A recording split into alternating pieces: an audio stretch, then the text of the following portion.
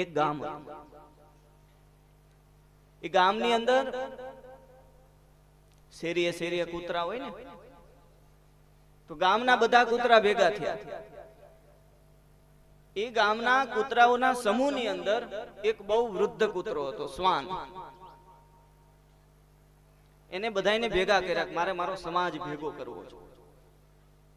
આ એનો સમાજ તો હોય ને બાપુ,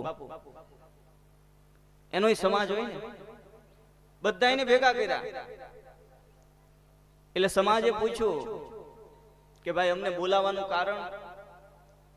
તો એ એમના આખા સમાજમાં જે વૃદ્ધ હતો ને એને કીધું ભાઈ હવે જિંદગી કેટલી બાકી એની મને ખબર નથી. તો કે તમારે શું કરવું છે હવે? તો કે મને વિચાર આવ્યો કે મારે 4 ધામની જાત્રાએ. કેટલા ધામની? હા, એને વિચાર તો આવે ને ભાઈ. પણ કે બધા સમજાવે સમાજના ભેગા થાય કે હવે તમારી આટલી ઉંમર થઈ, તમે હાલીને ક્યારે 4 ધામ પહોંચો, દર્શન કરતા કરતા આવો. એટલે જે વૃદ્ધ કૂતરો હતો એને કીધું કે નહીં નહીં, હવે જીવન કેટલું બાકી એની મને ખબર નથી, અને તમને બધાને હું જોઈને જાઉં, તમારા દર્શન કરીને જાઉં. કેમ? તો કે પાછો આવું કે ન આવું. એટલે બધાએ હામયા કર્યા, ઢોલ નગારા વગાડ્યા, અને એના હગાવાલા હતા ને બધા રડવા લાગ્યા કે હવે જાય છે, પાછા આવે કે ના આવે. પછી 5-6 યુવાન હતા, એને પૂછ્યું કે તમે જાઓ તો છો, કેટલા દિવસ જતા થશે, કેટલા દિવસ આવતા થશે?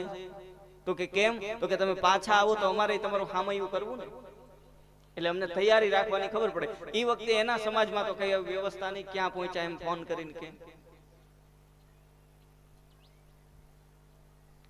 તો કે હા 15 દી જતા થશે, 15 દી હું બધે જાત્રા કરીશ, અને 15 દી આવતા થશે. કેટલા દિવસ થયા?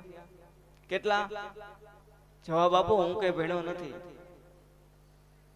45. બોલો કૃષ્ણ કનૈયા લાલ. તમે બધા બહુ હોશિયાર છો, જ્ઞાની છો. કે નક્કી કર્યું આજ કથા કોણ કરવાનું? નક્કી જ છે. એટલે કે કેટલા દિવસ થશે? તો કે 15 જતા, 15 ત્યાં હું બધે જાત્રા કરીશ, અને 15 આવતા. એટલે જે બધા યુવાન કૂતરાઓ હતા એને કીધું કે કાંઈ વાંધો નહીં, તમે જાઓ તમ તારે. બધાએ રડતા રડતા એ મોઢું પડી ગયું, બધાનું દાદા ઉંમરે જાય છે. ઘણાને લાગ્યું પાછા આવશે, એટલે એનું રોઈ લીધું, અને એને નીકળવાનું ચાલુ કર્યું. બધાએ આંખમાં આંસુની સાથે એને વિદાય આપી. ઓલો વૃદ્ધ કૂતરો ધીમે ધીમે ધીમે જાય. 15 દીની ગણતરી હતી. એક ગામમાંથી બીજા ગામ, એટલે ઈ ગામના સમાજ હોય ને અહીંયા બીજો, ત્યાંથી 3જે ગામ, 4થે ગામ, 5મે ગામ, અને દાદા 45 દીએ ઈ પાછા આવવાના હતા. એટલે ઈ દાદા સમજી ગયા ને તમે, દિવસે પાછા આવવાના હતા. એની બદલે 20 દીમાં પાછા ગામમાં. એટલે ગામના એ કીધું તમે 45 દીની ગણતરી કરીને ગયા હતા, કેમ 20 દીમાં પાછા? એ કે હું એક ગામમાંથી બીજા ગામ ગયો ને, એટલે એના કૂતરાઓ ગામમાં કરતા મને ફસવા લાગ્યા, મારી વાહે પડ્યા, ઝડપ વધી.